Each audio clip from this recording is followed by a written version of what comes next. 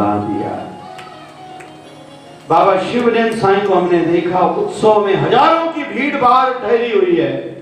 कोई मंत्रीगण में बैठे हैं, साधना का समय, कहते थे दरवाजा बंद करो। हम छोटे होते थे, बाहर अंदर आना जाना चालू रहता था। बाहर किसी ने, मुखिया ने आके कहा, पंचायत वालों ने कहा ये मंत्री आया है, बाबा को जाके अंदर संदेशा दो। हम क्या करते थे, उसको अंदर घुसा लेते थे कि बाबा से चलो ये तो मिल ले, कोई बड़ा आदमी है, कोई ये है, कोई वो है। लेकिन बाबा जी ने एक बार कहा मेरी साधना का नियम हो गया है, तो कभी कभी हम बच्चे थे और बाहर भी विवश हो जाते थे, दरवाजा खोलते थे, लेकिन बाबा शिवनयन साईं आंखें बंद करके बैठते थे। मतलब जितना समय साधना का है, कोई भी आए भले प्रणाम करके जाए, बात तो उसके साथ बाद में करेंगे जब साधना पूरी होगी। तो ये शुरू के सालों में तो बाबा जी एक साल में 40 दिन के उपवास रखते थे। दिन में एक बार पानी की लोटी एक और एक छुआरा। सिंध में रहने के बाद ऐसे उपवास आके हरिद्वार में रखते थे। और मुंबई में भी, थाना में भी बाबा शिवनयन साईं बहुत रहे हैं। क्यों रहे थे? वहां बड़े संत बाबा रूपनयन साईं के जमाने का एक व्यक्ति रहता था, बैचलर था, वृद्ध था, लेकिन वो बाबा शिवनयन साईं को कुछ बताता। बाबा शिवनयन साईं कहते थे मेरे बड़े गुरुओं की कोई कथा सुनाओ। वो क्या शर्त रखता था, पहले अपने हाथों से आटा गूंदो और तुम्हारे साथ सुनाए तुम बड़े संतो, तुम्हारा सेवादारी मेरे घर में फ्लैट था, एक कमरे वाला फ्लैट, जो मैंने सुना है, दरवाजा बंद करो, सबको बाहर ठहराओ, अंदर तुम और मैं, अपने हाथों से आटा गूंदना पड़ेगा, रोटी बना के खिलानी पड़ेगी, सब्जी काटो, धो, मैं दूसरे के हाथ का नहीं खाता, या खुद बनाता हूँ या तुम बना के खिलाओ, सब्जी बनाओ, ठीक है? ठीक है। अभी मेरी भांग पीने की भी आदत है, बनाओ, अभी मैं पहले पीऊंगा, फिर थोड़ी तसल्ली से बैठूंगा, फिर एक कोई नई बात बताऊंगा। तो बाबा शिवनयन साईं के पास जितनी भी बड़े संतों की कथाएं हैं जो हमें पता है, वो उस व्यक्ति ने दी थी, लेकिन वो जल्दी एक बात नहीं बताते थे। तो बाबा शिवनयन साईं ने वहां एक फ्लैट अपना लेके रखा कि दूसरी सेवादारी को कहां ठहराएं। फिर कभी कभी मूड नहीं बनता था, भांग पी में सो जा रहा हूं, कल आना। तो बाबा शिवनयन साईं 40 दिन के उपवास रखते थे, वैसे बोलते नहीं थे, लेकिन मेरे गुरुवर की कोई बात सुनाए, कोई आन मिलावे प्रीतम प्यारा हो तिस पे आप बेचारे, ये भाव रहता था। तो जब आपका मूड ठीक होगा बताना, लेकिन वहीं फ्लैट लिया, फिर रहते थे, इंतजार करते थे। कहने का मतलब ये है, क्यों जरूरत है संतों को? वैसे तो ये आदर्श हमारे लिए, तो ये तो शुरू के सालों की मैंने बात बताई, अंतिम सालों तक इतना बड़ा पसारा हो गया, वे अपनी भक्ति के नियम में किंचित मात्र भी अंतर नहीं लाए थे बाबा शिवनयन साईं। ये हमारे लिए आदेश है। तो कौड़ी कहो तू बदल, संभल रखा है लाल रतन की छोड़ दिया, जित सिमरन से अति सुख पावे, सो सिमरन क्यों छोड़ दिया। ये सिमरन है, नानक दुखिया, जोर से कहो, नानक दुखिया, संसार में कोई सुखी नहीं है, सो सुखिया जिन्हें नाम आधार। 500 साल पहले बाबा नानक ने कहा है। हम भी सिमरन करेंगे तो सुखी रहेंगे। कोई कहता है मैं धन से सुखी हूं, हो ही नहीं सकता। मान से सुख पाऊं, हो ही नहीं सकता। कपड़ों से सुख पाऊं, हो ही नहीं सकता। बिल्डिंग से सुख पाऊं, हो ही नहीं सकता। सुख केवल सिमरन में। ये सुख के माध्यम है।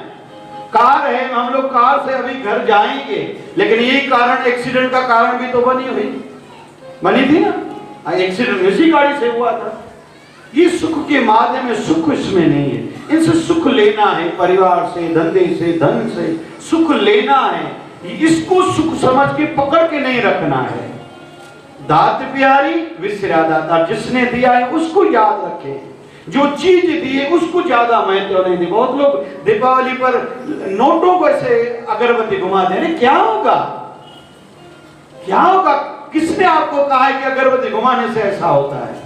माँ लक्ष्मी की भली पूजा करो, लेकिन माँ लक्ष्मी तब आपके ऊपर राजी होंगी जब खाओगे और खिलाओगे, गरीबों के कुछ काम आओगे। तो तुम अगरबत्ती नहीं घुमाना। अंग्रेज लोग अगरबत्ती घुमाते, वो धनवान नहीं है क्या? आज के जो विश्व की बड़ी हस्तियां हैं धनवान की दृष्टि से, वो अगरबत्ती घुमाते हैं।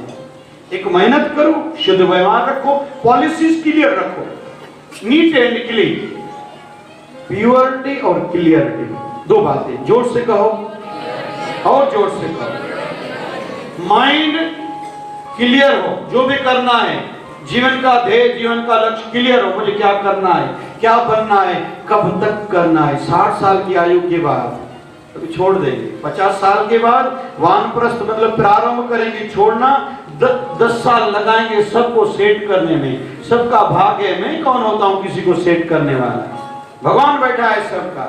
और परमात्मा को, गुरु को कह के जाना मेरे परिवार का आप ध्यान रखना, बस निश्चित होके अभी 60 साल की आयु में मैं संन्यास लूंगा, भले घर में रहना पड़े तो रहूंगा, लेकिन सन्यासियों की भांति, जीव की भांति, जीव खाती सब है लेकिन 20 मिनट के बाद कहते मैंने कुछ चखा ही नहीं है। आंखें देखती जरूर है लेकिन थोड़ी देर के बाद कहती मैंने कहां देखा था। दिमाग को याद है तो आंखें कहती ये अमुक व्यक्ति है, ये पिक्चर देखिए। दिमाग को याद नहीं, आंखें कहती मैंने कहां देखा था। वैसे हम लोग रहेंगे लेकिन आकर्षित नहीं होंगे, मोह नहीं होगा, लोभ नहीं होगा। ऐसा जीवन हमें बनाना होगा। अंतिम पंक्ति में संत कबीर सिखाते हैं, झूठे देश से दिल ललचाकर तूने आसक्ति लगा ली इस झूठे देश से, असल देश क्यों भूल गया। अरे तेरे को वहां जाना है।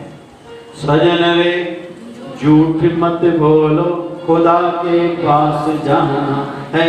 ना हाथी है न घोड़ा है वहां पैदल भी जाना। आए भी अकेला जाए भी अकेला, 2 दिन की जिंदगी 2 दिन का नहीं। कोई साथ ना आया था न जाएगा, तो खुद का कर। आपन हथी आपना आप ही काज सवारी, अपने हाथों से खुद का काम बनाओ। अगर दूसरों को सेट करते करते खुद एपसेट हो गए, दूसरों को सुलझाते सुलझाते खुद उलझ गए, अरे तो तू तो ना समझता, तेरे से तो वो अच्छे थे, भले आध्यात्मिकता से देरी से जुड़े, उलझते उलझते सुलझ गए, वो अच्छे थे। तू तो दूसरों को सुलझाते सुलझाते खुद उलझ गए। और इस मानुष देह के बाद हम लोग नरक में गए, नीच की योनियों में, 84 लाख योनियों में गए। मतलब हम समझदार नहीं थे। और इस बात को मैं एक अलग अंदाज से भी कहता हूँ, रोते हुए जन्म हुआ कोई बड़ी बात नहीं थी, ये सामान्य होता है सबके साथ। रोते रोते जीवन हमारा चल रहा है, थोड़ी बात ठीक नहीं है। रोते रोते अगर हम इस संसार से गए मतलब हमें जीना नहीं आया। हमारा कुल ये हमने पढ़ाई इतनी की, हमारे पास धन है इतना, ये इतना, वो उतना, ये सब ठल्ली की ठल्ली बातें रह जाएंगी। खोखली जो खोखलियों का लियो मैं यार वडी असांजी पंहिंजी पाण देती इंसान जो उनको गधा कुत्ते जी जून में व्यासे, नरक में व्यासे, तो केड़ो जीवन थे। अंतिम संत कबीर कहते हैं, कहत कबीर सुनो भाई साधो, साध संगत क्यों छोड़ दिया। अरे जहां से तुझे मार्ग मिलेगा उस मार्ग को तूने छोड़ दिया है। भैया समय पर संभालो। और शुरुआत कहां से करी थी, मन राम जपन क्यों छोड़। मैं अपने मन को समझाया ना कि दूसरों को। हम भी संत कबीर से प्रार्थना करेंगे, बाबा शुभजन साईं से प्रार्थना करेंगे, हमें आप समझ दो। ये संत जो सिखाते हैं उस बात को जीवन में अपनाएं। बाबा शुभजन